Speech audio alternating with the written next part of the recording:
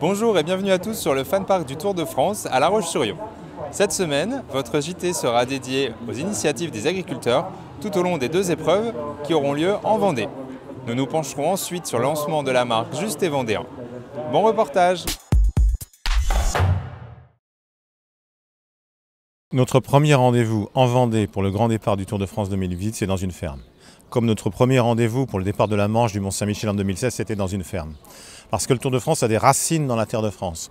Parce que la prise de vue dominante du Tour de France, c'est la prise de vue hélicoptère où on voit les paysages façonnés par les hommes et les femmes de la terre, les agriculteurs, les agricultrices. Mercredi dernier, à 3 jours du départ du Tour de France en Vendée, la Chambre d'agriculture, la FDSEA, les JA et Vendée Qualité ont convié les organisateurs de la course dans une exploitation à Beaufou. Cet intérêt ce matin, c'est découverte de l'agriculture vendéenne, toutes ses forces, cette ambition d'aller de l'avant, que ce n'est pas toujours facile, il y a des difficultés qu'on n'est pas sans ignorer, on a plein de débats aujourd'hui, mais que c'est l'occasion rêvée, avec beaucoup de touristes, de valoriser nos produits, les produits de qualité, avec la présence de Vendée Qualité notamment, mais aussi avec la marque lancée par la FDSEA et les jeunes agriculteurs. Il faut rappeler que le Tour de France, c'est une très grande course cycliste, mais comme Christian Prudhomme pourra vous le dire, c'est aussi en même temps une découverte de notre patrimoine. Le monde agricole a toujours été très associé au Tour de France. Et de faire cette manifestation ce matin, je dirais en préambule quasiment du Tour de France 2018, c'est un beau symbole. Le vélo, c'est un sport populaire, c'est un sport dur. Et on peut assimiler ça à la vie d'un coureur cycliste en pleine carrière à une vie d'agriculteur en termes de sacrifice, en termes d'investissement en temps. C'est aussi pour dire merci aux agriculteurs et aux agricultrices qui font dans les champs, et c'est juste à côté, ces fresques, ces univers magnifiques. Ce qui me frappe moi le plus, c'est qu'ils le font à un moment où il n'y a pas de temps. C'est-à-dire qu'il y a du travail, il y a plein de travail, et pourtant ils prennent du temps, sur le temps, pour faire ça, pour montrer tout simplement le meilleur d'eux-mêmes. Plusieurs productions locales ont été présentées, parmi lesquelles la marque Juste. Les producteurs ont ainsi expliqué leur démarche et leur volonté de la faire découvrir aux consommateurs durant le Tour de France, notamment en étant présents au Fan Park du 5 au 8 juillet. Les agriculteurs qui se mobilisent pour qu'on ait des produits de qualité et puis en même temps qu'ils soient pas plumés par les plus gros groupes de distribution, je crois que tout le monde adhère à ce type de projet, moi le premier. C'est une super initiative.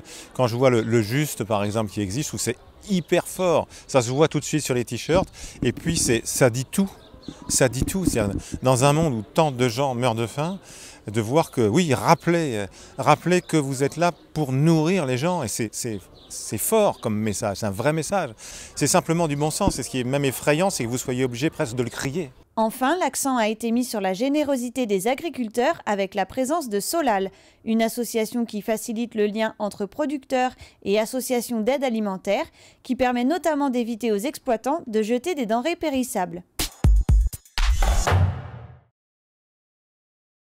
Pour le lancement de la marque Juste et Vendéen, tous les acteurs de la filière étaient réunis au GAEC du Lion d'Or pour présenter la bouteille de lait à la presse. On voit que tous les acteurs de la filière sont engagés, donc les producteurs, la coopérative laitière et puis les distributeurs ensuite. Le cas aujourd'hui le prouve bien, tout le monde s'engage dans la démarche pour valoriser les produits et aussi apporter aux consommateurs une bonne connaissance de ce qu'ils vont pouvoir consommer. Jusqu'à présent, les produits distribués aux consommateurs sont souvent donc mis en avant par le marketing, je dirais, soit la grande distribution sur les marques MDD, ou soit des transformateurs sur le marque nationale. Mais on s'aperçoit qu'en fait que la valeur d'un produit, grosso modo, ça ne se partage pas. C'est à chacun d'aller défendre ses valeurs par rapport au consommateur, parce qu'au final, c'est le consommateur qui arbitre. Et le produit qui a de la valeur, c'est celui qui passe dans le caddie. C'est fondamental. Tous les participants ont salué la performance du lancement de cette bouteille sur des délais très courts. Et nous avons fait le maximum pour respecter des délais ultra courts, ça c'est sûr. Et avec eux, essayer d'écraser toutes les difficultés qu'on peut se présenter et servir du lait pour les magasins U à temps. Voilà. Je veux être optimiste parce que c'est une bonne opération dans le sens de la reconnaissance du produit laitier, de la reconnaissance du prix qui doit être retourné aux producteurs. On y croit, hein.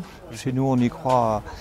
Pourquoi? Parce qu'aujourd'hui il y a quand même un retour à la proximité. C'est-à-dire que les gens, on voit bien, ils veulent consommer qualité.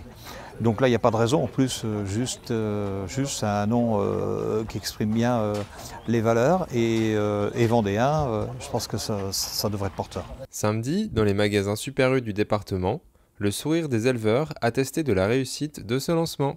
Franchement, ouais, elles sont là. Donc le grand jour est arrivé, c'est une date, il faudra vraiment qu'on se mette en mémoire. Ça a été un effort considérable, une belle aventure. Mais la prochaine étape, c'est, je pense effectivement que les agriculteurs déjà soient très acteurs de tout ce réseau pour que ce réseau vive, par des vidéos, par des interviews, par des fermes ouvertes. Et aussi, c'est une étape qui est démarrée par le lait, mais en même temps qui demain, on doit trouver d'autres produits, que ce soit de la viande rouge, du cochon, de la volaille, enfin peu importe, du légume, parce que c'est demandé aussi.